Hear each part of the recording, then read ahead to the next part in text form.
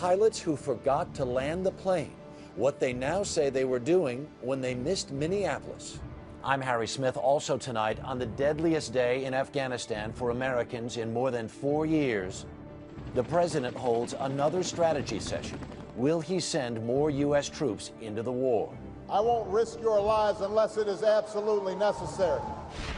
Why the H1N1 flu is so dangerous for pregnant women, and the life and death choice a husband had to make: save his wife or their unborn child. And Steve Hartman's Assignment America, a child nobody else wanted, turns out to be exactly the child this man was looking for. This is the CBS Evening News with Katie Couric. Good evening. Katie is on assignment. We begin tonight with a question a lot of people have been asking. How did the pilots of that Northwest Airlines flight from San Diego last week miss their destination? They've said they were not asleep. Well, what were they doing when they were supposed to be landing the Airbus A320 in the Twin Cities, and instead flew 150 miles past? Over the weekend, investigators asked them, and tonight Bob Orr has their answer. In a stunning admission to federal investigators, the pilots of Northwest Airlines Flight 188 conceded they were lost in a discussion of flight schedules as they raced right past their intended Minneapolis target.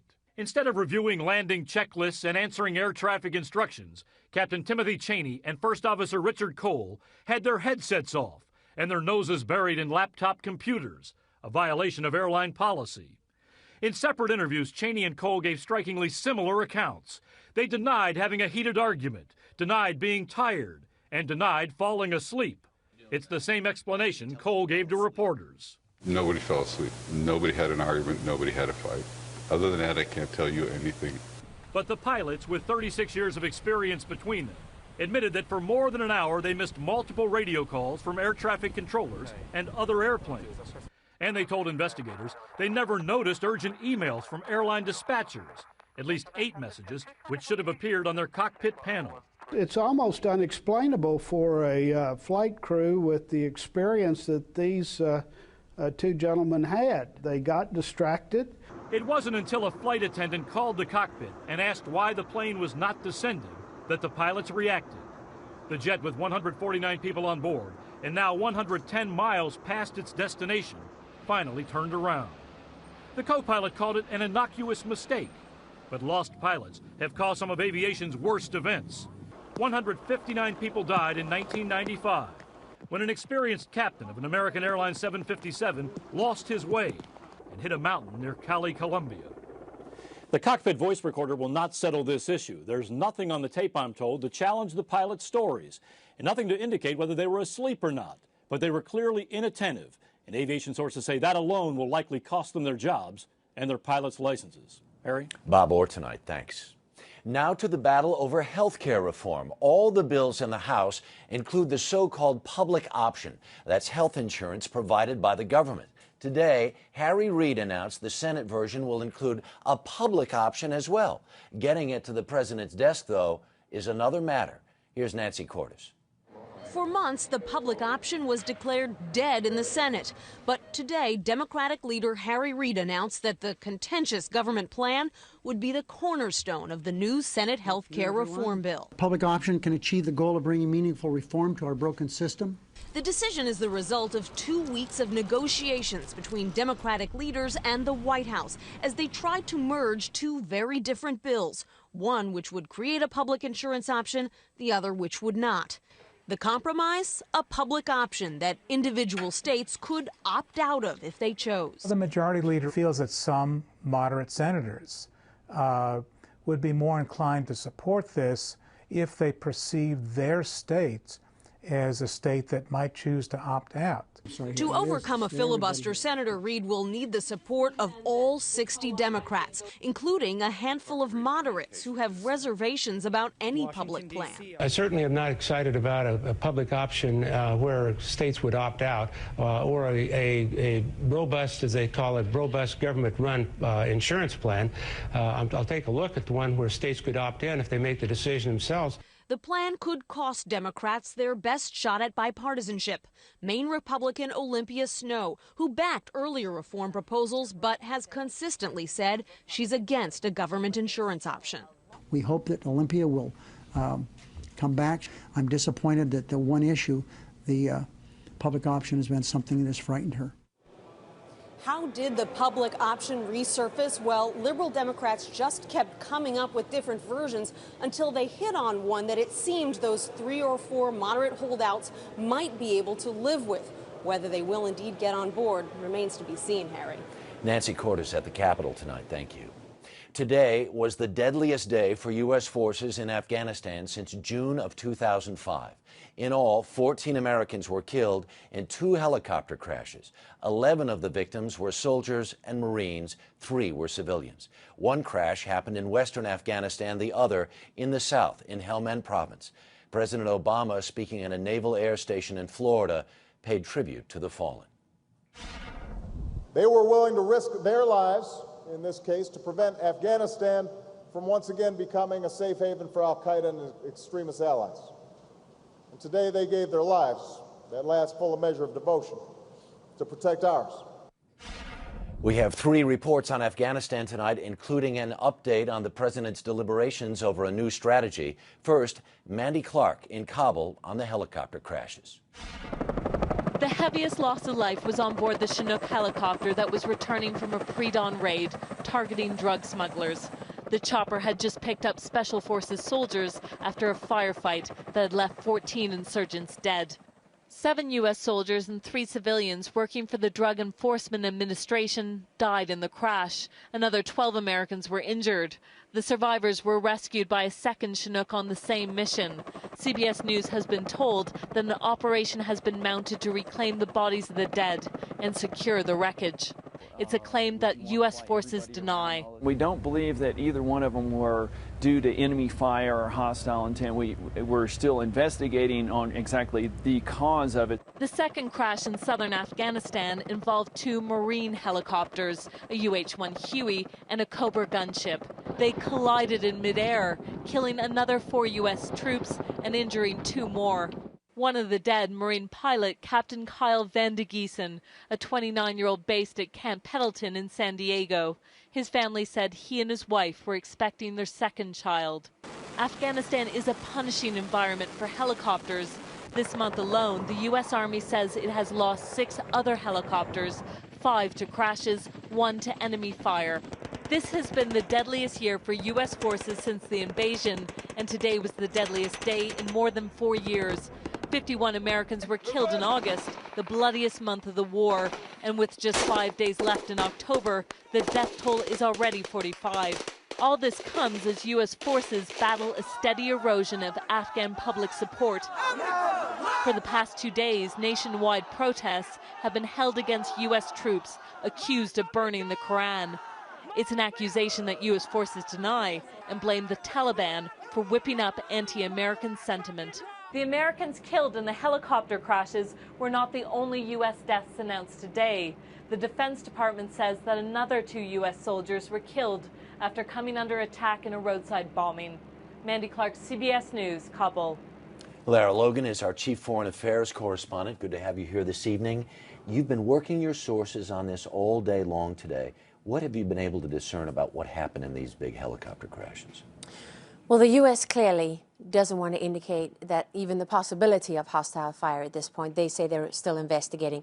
What the Taliban is saying, the Taliban commander of that region is saying very clearly that as the helicopter was taking off, when it was still flying low and it was still slow, that's when they hit from the right-hand side with heavy machine gun fire and a rocket-propelled grenade.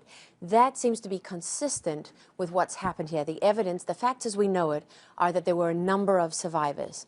When a helicopter is hit, high up in the air and has a catastrophic crash to the ground, usually there are no survivors. Here there were a significant number of survivors, 12 Afghans and a number of Americans as well. Hard landing, as they say. Exactly, some kind of hard landing. Also, the helicopter in question was being flown by Special Operations Forces. They are the best pilots the United States has. they don't normally have accidents. And for them to be involved, they fly only at night. Afghanistan is one of the most difficult countries in the world to fly at night. It's quite extraordinary. So that tells us what the indications are that this was a complex ambush, although not confirmed by the U.S. military. Lara Logan, thank you.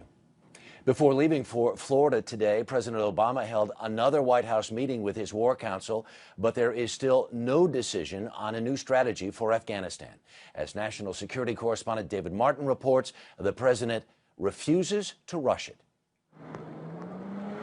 With the decision on sending more troops to Afghanistan still at least a week away, President Obama went to a naval base in Florida to tell sailors and airmen why he's taking so long. I will never rush the solemn decision of sending you into harm's way. I won't risk your lives unless it is absolutely necessary. In Washington, Senate Foreign Relations Chairman Kerry, just back from Afghanistan, warned against granting General Stanley McChrystal's request for 40,000 more troops. I believe his current plan reaches too far, too fast. Kerry seems to favor sending a smaller number to train Afghan forces. The quickest way out of Afghanistan for our troops is to speed up the training and mentoring of the Afghan National Army and police so they can defend their own country. But the argument over troops has taken back seat to the drama of Afghanistan's disputed presidential election. Today, the challenger of President Hamid Karzai called for the removal of the country's top election official because of widespread fraud, which forced the results of the first election to be thrown out. The election is scheduled for November 7th, but there's no guarantee it will produce the result the Obama administration needs most, a legitimate Afghan government. Harry? David Martin at the Pentagon tonight. Thanks. In Baghdad, this was a day of mourning as victims of the deadliest attacks there in 2 years were laid to rest. At least 155 people were killed and 500 wounded by 2 suicide truck bombs yesterday that targeted government ministries. Cell phone video captured the second explosion. Among the dead were 24 children who were on a bus leaving a daycare center next to one of the targets. No one has claimed responsibility, but Sunni insurgents with links to al-Qaeda are suspected. Coming up next on the CBS Evening News, H1N1 and a father's painful choice between saving his wife or their unborn child.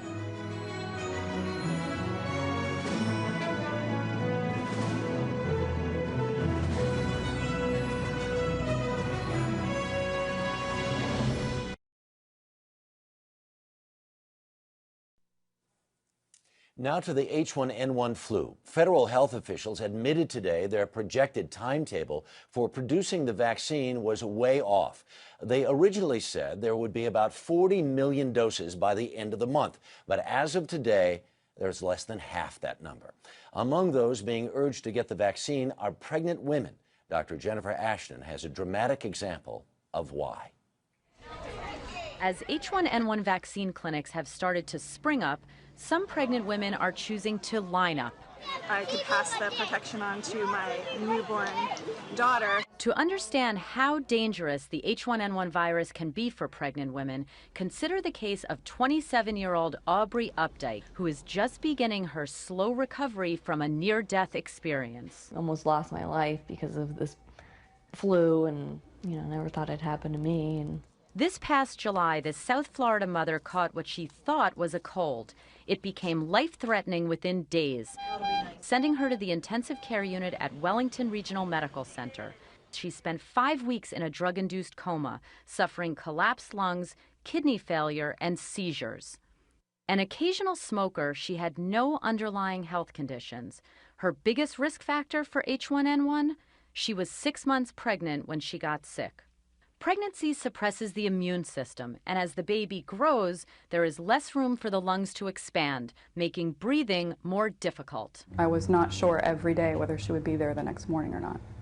That's how bad her lungs were. 100 pregnant women have been admitted to the ICU across the country with complications of H1N1. 28 have died. That is why pregnant women are considered a priority group to receive the H1N1 vaccine. Just 2 weeks into Aubrey's fight with the virus, her husband Brian had to make a life and death decision. Doctors could save either his wife or their unborn baby. It was really hard. It was hard to do. You said, "Save my wife." Yeah, I said, "Save Aubrey." Their baby daughter was delivered by emergency C-section.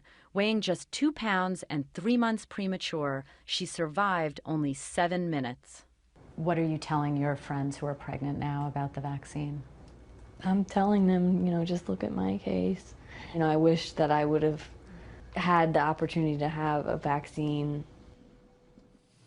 Jennifer, you are practicing OBGYN. In your practice, are women coming in wanting the vaccine? Because they don't usually get regular seasonal flu. That's right, Harry. Traditionally, only about 15% of pregnant women choose to get a regular flu shot, and that's because of concerns that they have, understandably so, about putting anything in their body. I am seeing more pregnant patients coming in wanting to be vaccinated against H1N1, and for them, Harry, their fear of this virus is greater than any concerns they might have about the vaccine. The vaccine, right. Jennifer, thanks so much.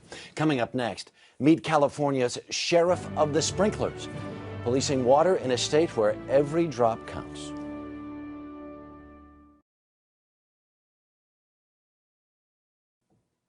The talk in sunny California these days is of water and the lack of it. State legislators are working on tough new rules that would force residents to use 10% less water in the not-too-distant future. More now from Sandra Hughes. To combat California's water woes, everyone is having to cut back, and drought buster David Jones is making sure of it. With Department of Water and Power, approximately 7 minutes from the time we left the yard, we encountered our first violation. In LA, you can only water twice a week or face fines up to $600. That your sprinklers are on. The conservation is needed because there is a drought in more than half the state. Towns and farms in the San Joaquin Valley, known as the nation's breadbasket, have been hit hard. About half of the U.S. fruits, nuts, and vegetables are grown here. It's getting to the point where get me water or get me death. Wheat farmer Todd Allen could only harvest 40 of his 600 acres. I laid off 5 employees, and some of them have been working here, anywhere from 15 to 20 years. More than 500,000 acres of California farmland have gone unplanted. Farmers don't just blame the 3-year drought. They're angry over new environmental rules aimed at protecting the endangered Delta smelt. Because the fish can be sucked into pumps that distribute water to farm towns, the pumps have been turned down, sending less water. As California crop losses continue and farms begin to fold, produce prices will eventually go up. But there may be a more pressing matter. Food safety experts warn with fewer locally grown choices, there will be more foreign produce on the shelves. Imported produce is 3 times more likely than produce that was grown in the U.S. to have salmonella or shigella or other contaminants that can sicken consumers.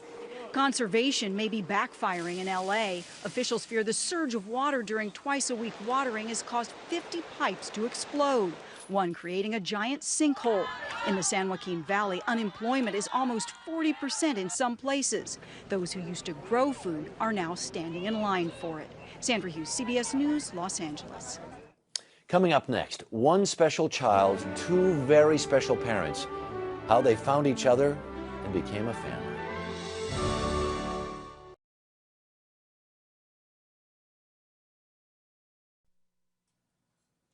Finally tonight, it's funny how things work out sometimes, not like anyone could have predicted, but just the way they're supposed to. Steve Hartman has a case in point in tonight's Assignment America. People will adopt older kids. They'll adopt disabled kids and neglected kids, kids who can't read, kids who can't talk. There are people willing to adopt. But all those things in one child? Nobody wanted that. Born blind, Pandu was dumped at a hospital gate in India. At the orphanage, he was the one child who was there year after year. Until last year, when the 5-year-old got swept up by a Denver couple who said he was just what they were looking for. A little boy with his father's eyes. Come on, buddy. Jason Fair teaches blind people how to be self-sufficient. So when he and his wife, Lelania, who can see, decided to adopt, they chose not to just give any child a home, but to give one special child a real chance. A chance he would have never had otherwise. I think we can offer something to a blind child that maybe a lot of other families can't. Wow. Really? Do you ever wish you were a deaf person and not a blind person? Occasionally I do. He can laugh about it now because Pandu is so much better than when they got him. After 5 years in a crib with virtually no human contact, they say Pandu was almost wild. Here, look. But a year later, he's in a mainstream preschool. Look at that! He's beginning to speak for the very first time. He's even learning the finer points of picking out a pumpkin. Of course, he chose the Braille one. Look at that. Like father, like son. Look at that. Jason was so worried about being a good dad. I was never worried about being a good mom. And it's ironic to me that it was opposite. That I struggled so much. And Jason never struggled. Pandu and him have always kind of had this connection. Although it'll be years before Pandu can fully appreciate the enormity of his good fortune. Noodle was surprised. There's no doubt he understands something pretty special is happening to him. The end. You don't have to be a blind man to see that. Good night, buddy. Steve Hartman, CBS News, Denver. That's the CBS Evening News for tonight. For Katie Couric, I'm Harry Smith. I'll see you in the morning on The Early Show. Good night.